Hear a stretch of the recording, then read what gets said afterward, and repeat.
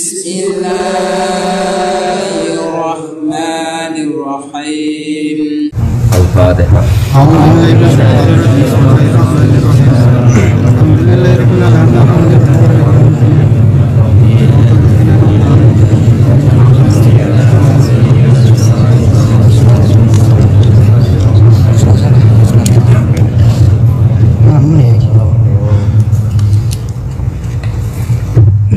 Begini ya, ini kitab yang mulai nggak ada itu. Ini coba di foto yang risalah ahli sunnah jamaah yang hati silmauta wa surabisa. Ini asli orisinil karangannya siapa?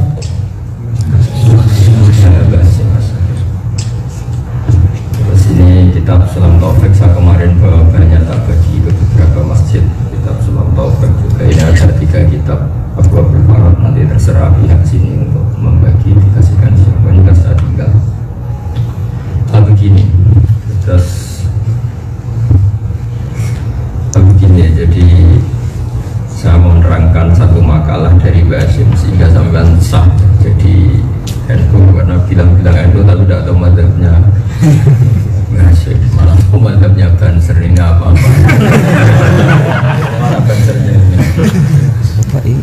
Itu bahaya sekali itu kalau ikut NU nggak tahu madhabnya Mbak Hashim tapi tahu madhabnya apa? Siapa kita? Itu ulang-ulang ini coba. Ayo suruh dia. Siapa? Enggak siapa kita? Ya nggak apa-apa. Ya apa? Itu briefing. Pertama nanti. Ini kan ada bansernya.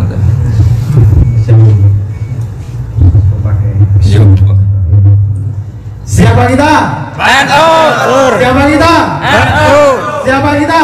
NU. NKRI. Harga mati. Harga mati. Jaga Kiai. Sampai mati.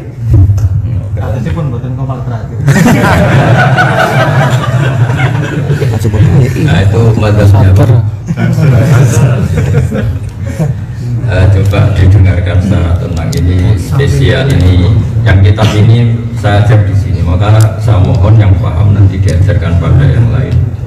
Limbali wasyahid minggumul, dan minta tolong nanti dikopi diperbanyak karena pasti nggak ada kitab ini di sini. Di Jakarta aja kadang nggak ada, mulai di fakta dalam Islam itu kan ada beberapa mazhab fikih. Kita tahu yang utama mazhab Hanafi ya, karena asalul madzhab yang paling sepuh siapa? Hanafi, atau Imam Abu Hanifah. Kedua Imam Malik, siapa? Imam Malik. Syekh Syafi'i, gurunya Imam Syafi'i. Ketiga Imam Syafi'i. Setelah itu ada Imam Ahmad bin Hanbal. Nah, kenapa kita harus bermadzhab? Bermadzhab artinya mengikuti panutan dalam satu ketetapan fikih. Ini penting sekali supaya kamu tambah yakin. Kenapa harus bermadzhab? Karena kita kalau berdoa ihdinas siratal mustaqim siratal ladzina, tentu Allah itu tidak makan, tidak minum, tidak hidup, sehingga kita tidak tahu caranya niru minumnya Allah. Allah tidak minum, sehingga ketika Allah mengharuskan kita mengikuti siratal mustaqim, bukan Allah menjadikan jalanku juga, tapi jalannya mereka, karena bisa diikuti manusia ya manusia. Fa'inna Allah la yaqulu wa la yashrabu, dan makan dan minum. Sehingga kalau kita ingin minum, niru siapa? Niru cara minumnya Rasulullah, yaitu materinya harus halal, tidak babi maksudnya. Cara makannya juga benar. Nah, niatnya juga. Sehingga untuk menuju kebenaran syaratnya apa? Mengikuti jalannya mereka yang telah engkau beri nikmat. Artinya harus bermadzhab, harus ada yang diikuti. Dan diikuti siapa yang harus diikuti? Orang yang telah engkau beri nikmat. Siratal ladzina an'amta. An'amta itu keilmati. Jangan orang yang potensi dapat nikmat yang enggak jelas. Hanya orang yang punya otoritatif bermadzhab, orang yang pinter, yang soleh, yang bahkan ketika meninggal dalam keadaan husnul.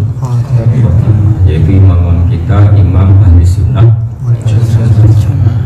Jadi kalau ada orang tanya kenapa kita harus bermadzhab, baca saja surat Fatihah, ihdinas siratal mustaqim siratal ladzina, ya. Jadi bukan sirotoka jalannya kamu engkau Allah, tapi siratal ladzina. Ngikuti ladina an'amta alaihim sama juga ngikuti Allah. Sebab itu di Quran ada ayat mayyutir rasulah faqad atau Allah. Yang taat pada Rasul pasti taat pada Allah. Bukan dibalik taat pada Allah. Karena kita tidak tahu caranya taat sama Allah tanpa ada Rasul. Jelas ya ini ya. Kenapa kita harus lalu fakta dalam Islam ada 4 mazhab, yaitu Hanafi, yang menurut yang Hanafi, Maliki, Syafi'i. Mazhab Hanafi itu identik dengan mazhab ahli ra'yi, mazhabnya orang yang penuh dengan logika, semuanya di logika, sehingga beliau dikenal dengan imam ahli ra'yi, imam bagi mereka yang suka logika. Sehingga ada mazhab Hanafi yang dengan tanda kutip agak naif tapi masuk akal. Kalau kita semua meyakini alat tathhir, alat yang bisa mensucikan kan hanya 2, satu air, 2 wudu. Sehingga kalau kita wudu tidak mendapatkan air, tayamum pakai apa? Wudu. Tapi sebetulnya ada alat tathhir yang ketiga yang Anda tidak akan melakukan itu, yaitu an-nar, api. Dalam fikih Syafi'i misalnya ada batu bata yang dikelola dengan yang materinya diantaranya pakai apa, kotoran apa? Sapi, ya. Itu najis. Banyak enggak diantara kita yang misalnya nanam tanaman kan pupuknya dari apa? Kotoran sapi. Bahkan sebagian materi-materi batu bata juga dari campuran kotoran sapi. Tapi cara mazhab Hanafi karena itu ngalami pembakaran sudah suci. Karena kalau ngalami pembakaran berarti ngalami ditathhir, disucikan oleh api. Sehingga kalau kita boleh guyonan, kalau kamu wudhu udah dapat air, udah dapat turab, terus mau wudhu pakai mati ya. Tapi Imam Hanafi gak salah, beliau mencontohkan ketika orang mukmin banyak dosa akan masuk surga itu disucikan di mana? Itu cara berpikir Imam Hanafi. Nyatanya orang mukmin yang penuh dosa saat mau masuk surga disucikan dengan api. Tapi berarti api adalah alat pensuci. Ya. Kalau gitu berarti batu bata meskipun dari kotoran sapi atau apa saja kalau mengalami pembakaran berarti sehingga gak perlu ada perdebatan bagaimana ini hukumnya batu bata, kan cara bikin diinjek-injek, kadang di situ ada teledong apa tapi ada macam-macam, itu sah karena mengalami pembakaran, dan pembakaran itu bagian dari alat tathhir, alat pensuci. Ya, jadi mazhab Hanafi alat tathhir itu 3, yaitu apa? Alma, Turab, warna. Tapi jangan pakai wudu ya, janji ya. Apalagi pakai mandi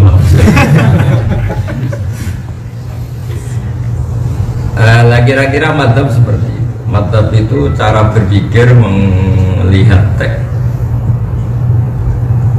Kenapa ada madzhabul arba? Karena memang teks yang di luar mansus, di luar ketetapan eksplisit, pasti orang cara pandang itu beda. Di luar teks secara eksplisit, secara sorry. Ini agak ngaji detail. Begini, kenapa harus bermadzhab? Dan saya spesial akan rangkan mazhab. Kenapa harus bermadzhab? Karena setiap satu teks yang tidak eksplisit, kalau dalam bahasa pondok tidak sorry, itu pasti yahtamilu wujuhan katsira, pasti berpotensi maknanya kan. Kenapa yahtamil? Ya memang yahtamil, pasti iya. Misalnya gini, saya beri analogi. Saya belikan gedang goreng untuk hormat tamu. Saya jelas menyebut kalimat, saya belikan gedang goreng untuk hormat tamu. Kemudian ternyata di toko itu gedang goreng nggak ada. Kemudian dia beristihad dibelikan telur goreng atau dibelikan apem atau roti, menyalahkan karena nyatanya tidak gedang goreng, atau membenarkan yang penting ada yang dipakai hormat tamu, kamu milih mana?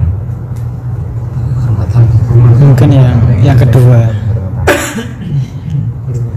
Hormat tamu, karena kalimat gedang goreng itu apakah kalimat yang mewakili alat untuk hormat tamu, apa memang harus Gedang goreng. gedang goreng? Ya, yang lainnya fokus saja yang lainnya. Jelas ya. Jadi, nah itu kira-kira istiad seperti itu.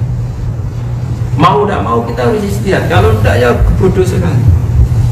Makanya jadi kelompok-kelompok ekstrim karena nggak mau berpikir secara ijtihad.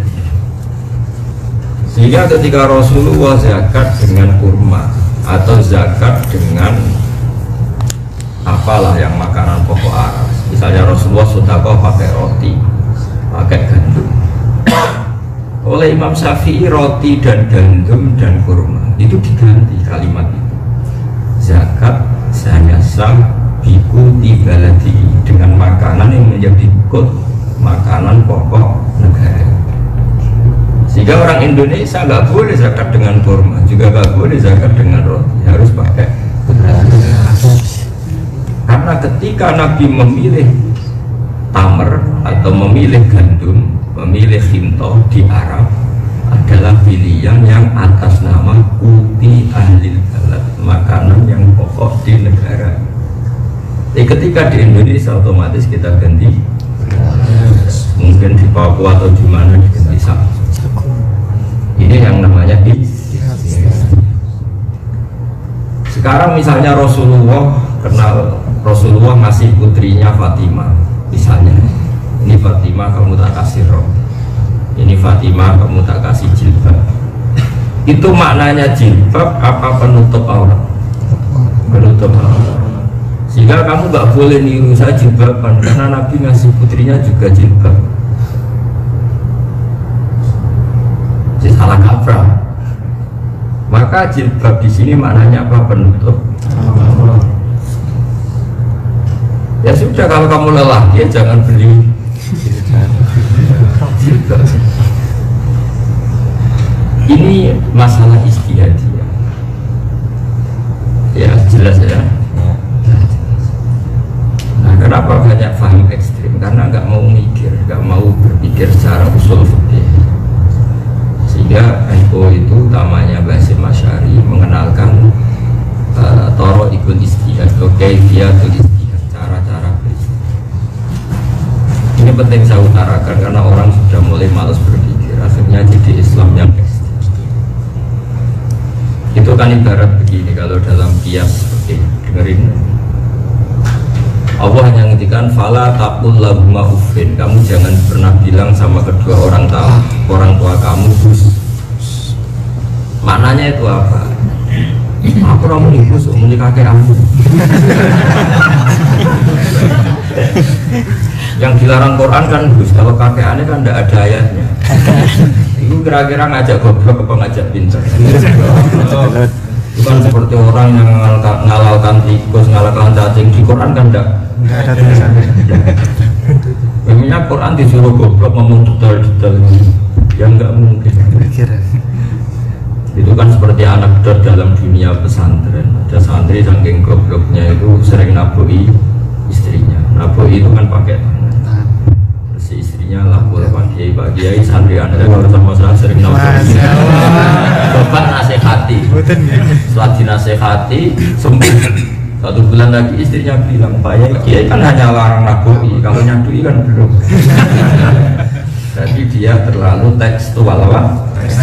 Kalau naboi pakai tangan dilarang, berarti kalau nyadui belum pasti dilarang. Itu namanya terlalu tekstual.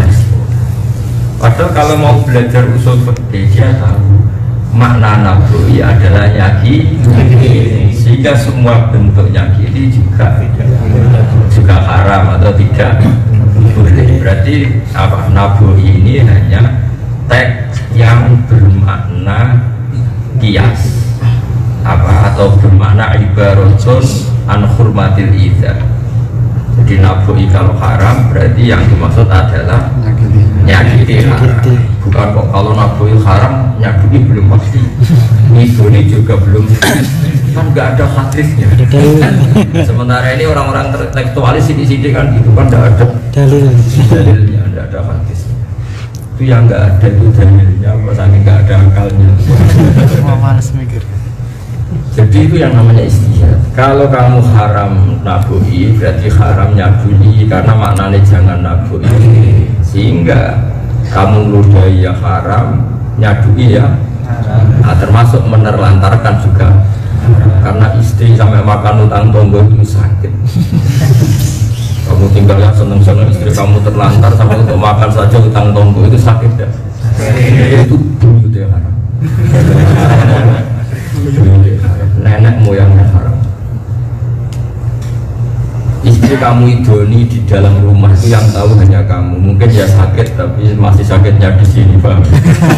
Kalau sampai utang-utang tonggo sakitnya di sana sini.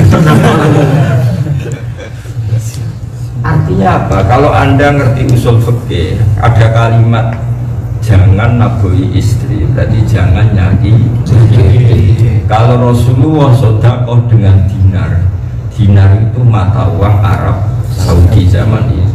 Terus kamu, saya tidak mau sedekah pakai rupiah. Hadisnya mana kalau Rasulullah sedekah pakai rupiah? Itu terlalu tekstual. Maka yang orang yang sidik-sidik sunnah Rasul suruh ngaji lagi, ngaji usul apa? Tapi kita mau ngeritik mereka gimana? Kamu sendiri yang ngaji usul. Makanya saya yang malu kalau mau ngeritik kubu sebelah gak ngaji usul fikih. Memangnya kubu kita ngaji? Kan enggak juga. Kalau ngaji enggak, ini saya imamnya tak tanya ngaji enggak? Kita mengajar usul fikih. Jawabannya ngeper.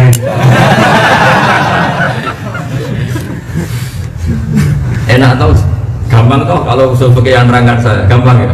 Ya. Gampang. Ilmu kalau kena ahli ya gampang. Subhanallah. Jadi ngaji usul fikih itu harus.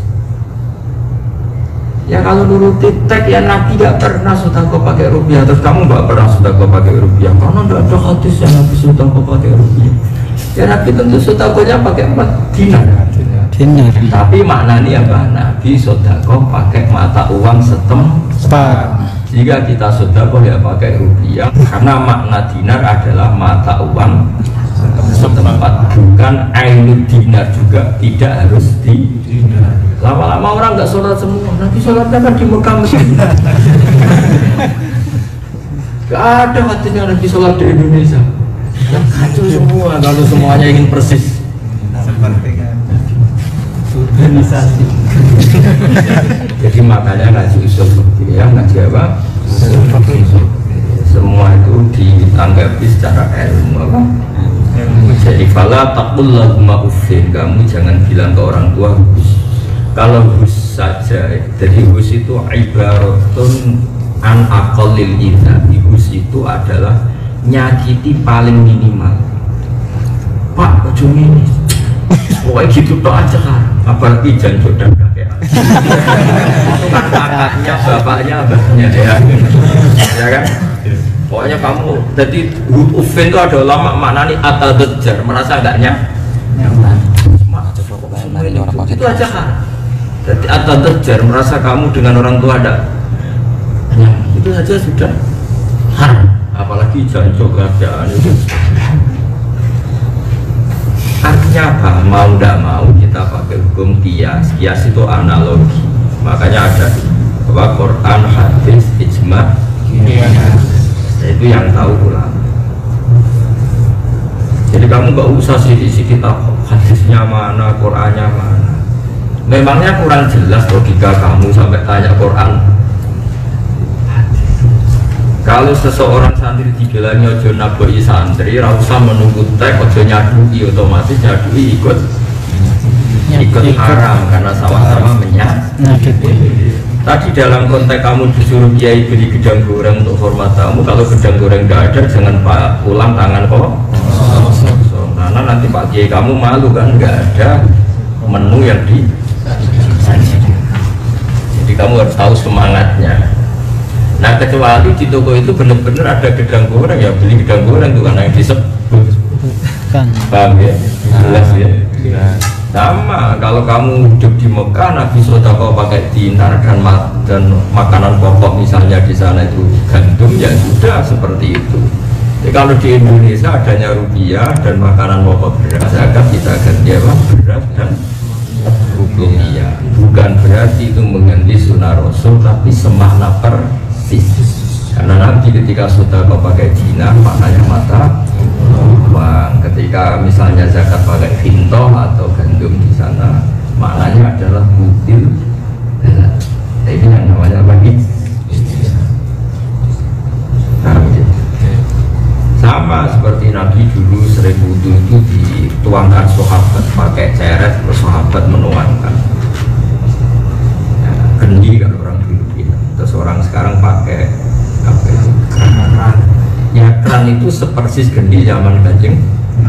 Sama-sama air posisi mengalir, karena air posisi mengalir itu lebih bisa menghilangkan najis ketimbang air yang dihiang. Jadi kalau dalam fikih Syafi'i, air sebelum 2 bola dijatuhi najis maka menjadi najis. Tapi kalau dikucurkan meskipun sedikit, najisnya hilang. Artinya apa? Mengucurkan lebih punya kekuatan menghilangkan ketimbang merendah.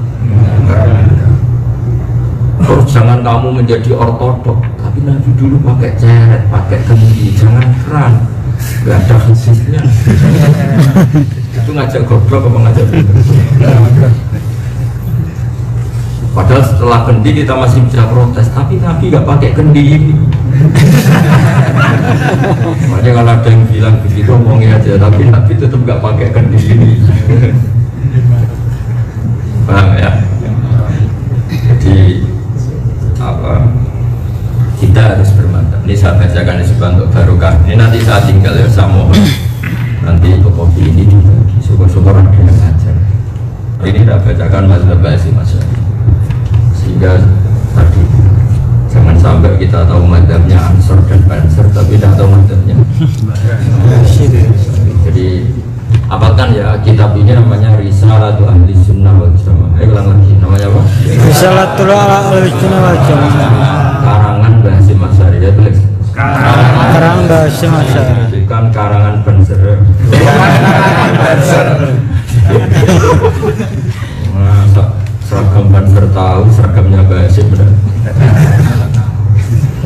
Seragamnya Ba'asi ya ilmu itu apa? Ilmu. Seragamnya Ba'asi ya ilmu. Sehingga orang menyebut Basim mesti al-alim al-alamah Kiai Haji Hasyim. Ya itu seragamnya, di mana seragam itu identik. Jadi dirinya Basim ya al-alim, orang alim yang banget alimnya. Kalau Banser tegas, tegas demi hak, demi apa gak tahu. Jadi Banser nanti di kisah bawah itu begini, orang mau salaman sama Kiai kok kamu juga enggak. Itu yang mungkin disalahkan Allah, karena jengkang orang yang mau salaman sama Kiai. Tapi juga mungkin dibenarkan sama Allah karena Banser punya alasan. Tapi kasihan Kiai ganggu. Jadi melihat proteksi Kiai sebagai terganggu itu kebaikan. Berarti dapat nilai 10. Tapi jengkangan orang dosanya 10. Pas. Bisa minus. Nah, yang bagus itu apa tadi? Mengawal Kiai tanpa jengkang itu insya Allah 10 tanpa dosa apa? Tapi kemungkinan itu kecil karena orang kalau senang Kiai itu ya wani mati ya. Mulai kepengen salaman itu sampai wani. Ya wani ya. Ya nanti kita lihat saja Bansernya masuk apa, nanti lihat. Karena tadi jengkang nol santri atau penggemar Kiai haram, ngawal Kiai wajib. Bisa ngawal lewat jengkangkan. Jadi saya baca Arabnya ya, supaya dapat barokah tekasnya bagi masalah. Bismillahirrahmanirrahim. Faslun fi bayani wujudi taqlidi liman laisa lahu ahliyatu ijtihadi. Bahwa seseorang wajib taklid sama salah satu mazhab 4 kalau dia tidak ahli ijtihad. Nah, yajibu inda jumhuril ulama al-muhaqqiqin ala kulli man laysa lahu ahliyatul istihad al-mutlaq wa in kana qad hasala ba'dul ulama al-mu'tabar fi istihad taqribu qawlil mustahidin wal akhdhu bi fatwahum yakhruja an uhdati taklif bi taqlidi ayyin sya'a. Jadi orang yang nggak bisa istihad itu wajib mengikuti para mujtahidin. Salah satu nggak apa-apa di antara mereka. Ini penting. Kemudian kalau ada mazhab tidak mungkin dipaksakan, misalnya Syafi'i Indonesia itu enggak semuanya. Saya beri contoh ya. Auratnya orang sholat kalau perempuan apa coba? Jami'ul badan ilal wajha wal kaffain ya. Auratul mar'ah fi sholat apa? Jami'ul badan seluruh tubuh, wajah, jadi kalau perempuan sholat gimana? Semua tubuhnya aurat tertutup kecuali wajah dan telapak tangan. Tapi kalau kharijah sholat, di luar sholat, auratul mar'ah jami'u badaniyah. Tapi kalau orang Indonesia meratekan gitu dikira Syafi'i apa ISIS? Apa ekstremis? Kira-kira ekstremis mungkin. Mau nggak mau kita tidak pakai Syafi'i, tapi kita mbak-mbak di Indonesia setahu saya pondok-pondoknya kiai alim alama pun santrinya itu biasa gitu. Pondoknya Mbak Maimun misalnya, pondoknya orang-orang alim di Indonesia setahu saya santrinya juga kharijah sholat meskipun di luar sholat wajahnya terbuka. Nah itu madzhab apa? Hanafi ya Pak? Madzhab Hanafi bukan Syafi'i, karena Syafi'i mengharuskan pakai Ada wajib. yang mewajibkan pakai. Nah, iya, tapi madzhab Hanafi tidak mewajibkan. Ini contoh di mana kita toleransi.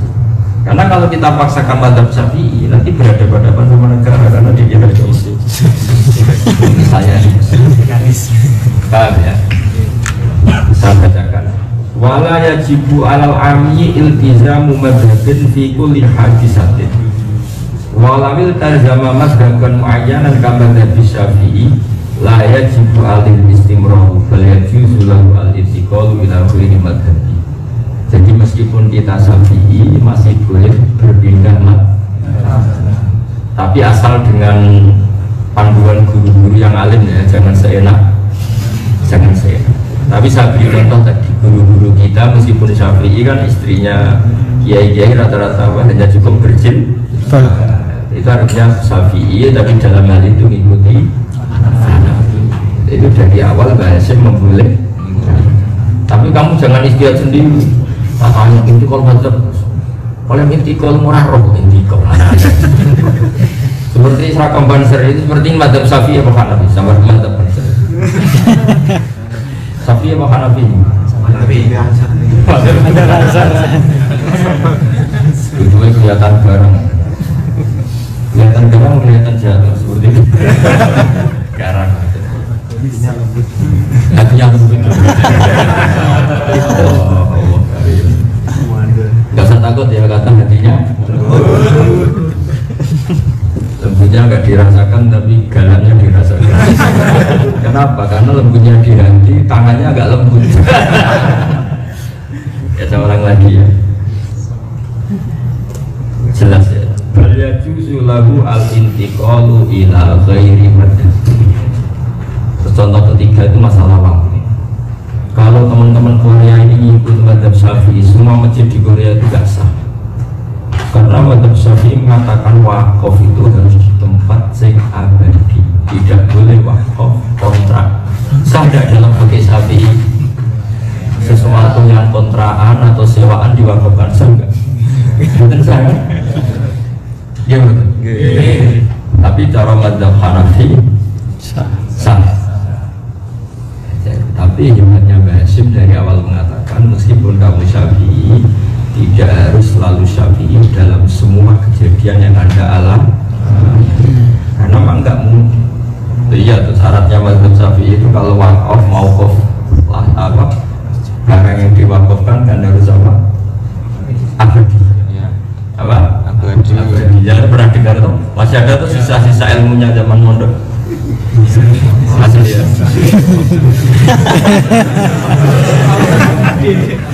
Saya ini sudah keliling Korea, saya masih 5 hari, 1 Korea sudah semua ya.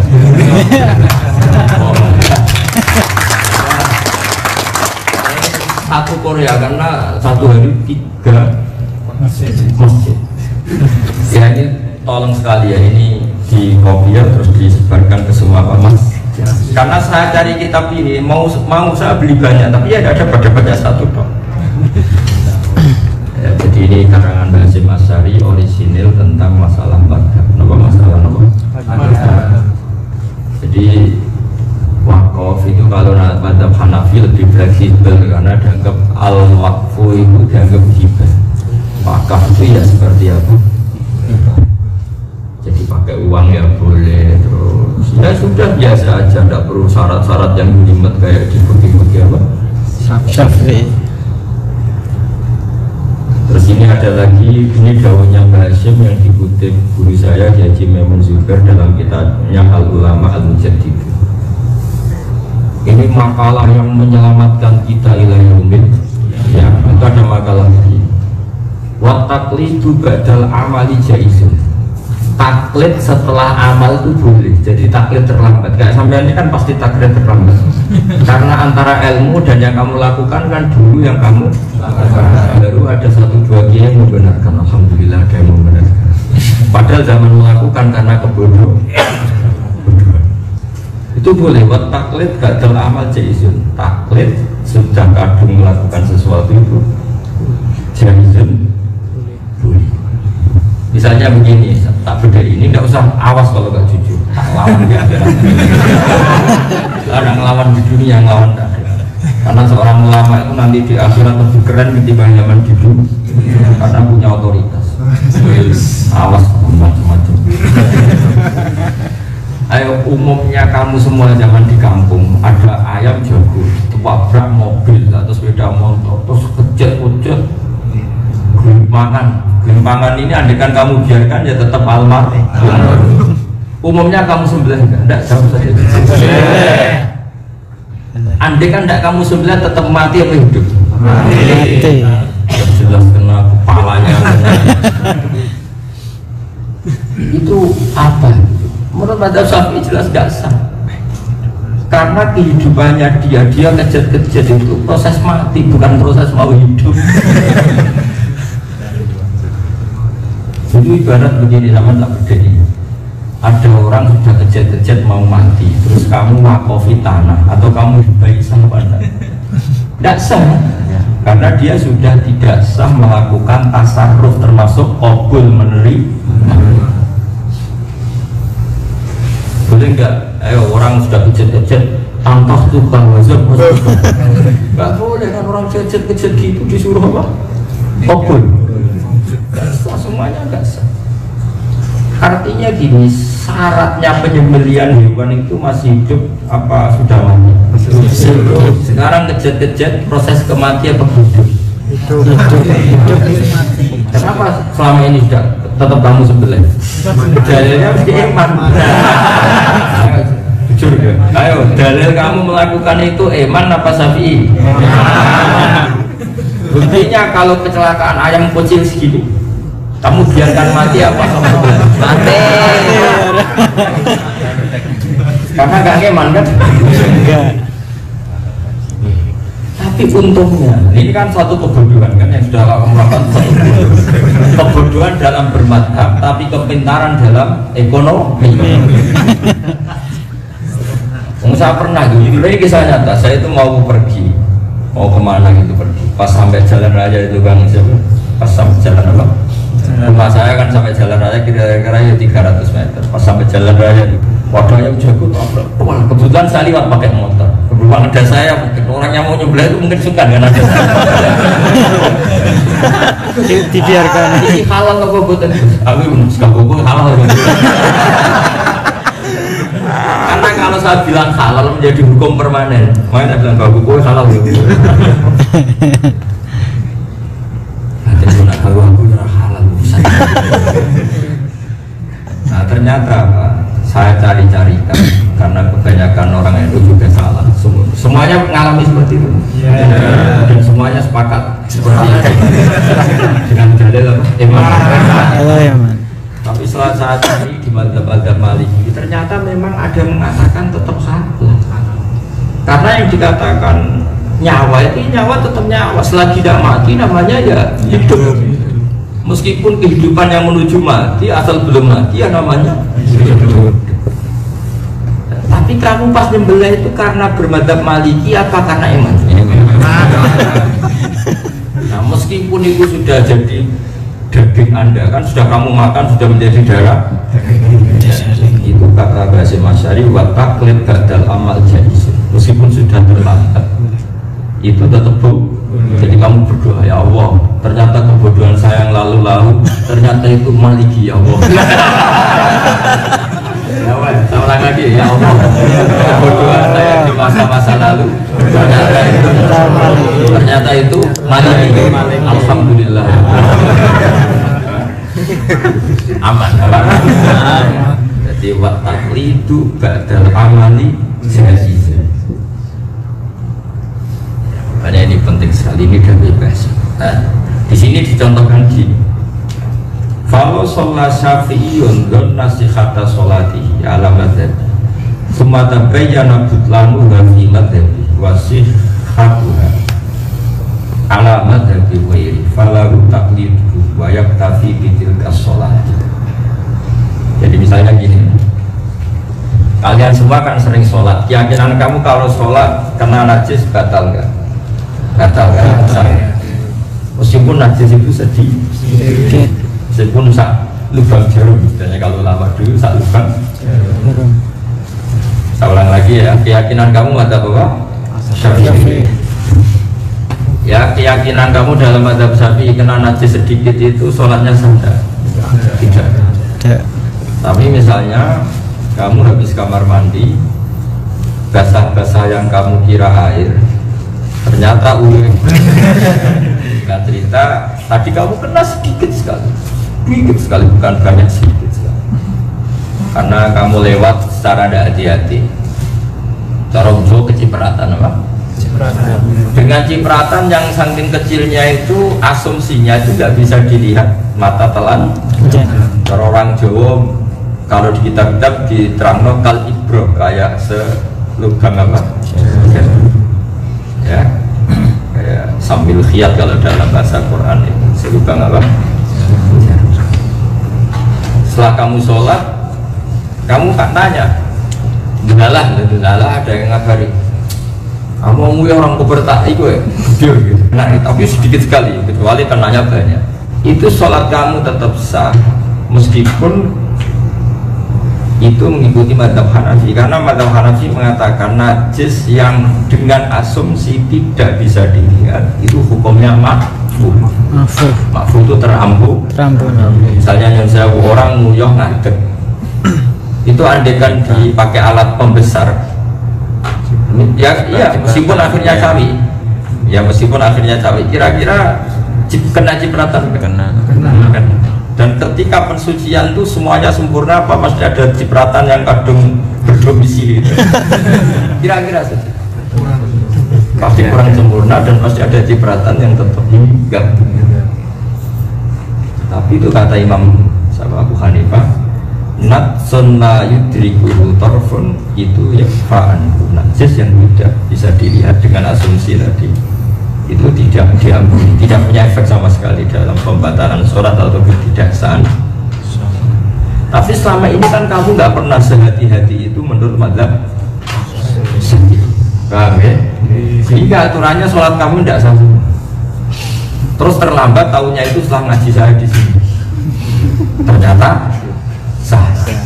Kamu bilang aja sama ya Allah, ternyata kebodohan saya di masa lalu itu ternyata Hanafi. Alhamdulillah. Alhamdulillah. Jadi ini saya terjemahkan. Kalau sholat Syafi'iyun, andaikan orang Syafi'i sholat, zona sihata sholati, ketika sholat dia merasa sah karena sarungnya baik-baik saja semuanya. Kemudian ya Summa tabayyana butlanuha fi madhabi. Kemudian ternyata sholat itu nyata-nyata batal menurut madhab Syafi'i. Ya tadi misalnya dikasih tahu bahwa tadi kenana najis yang sedikit tadi. Karena kalau najisnya besar sama-sama dua ulama bilang tidak sah.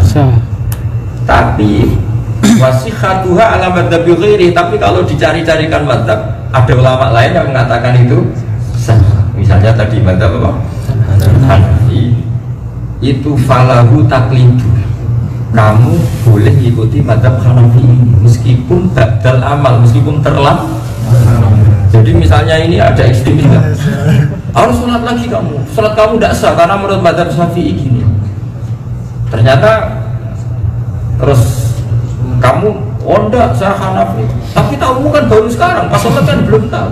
Kan biasa orang bodoh terlambat. Masalahnya apa? Kan biasa orang bodoh apa? Terlambat. Masalahnya apa? Kan nggak ada masalah.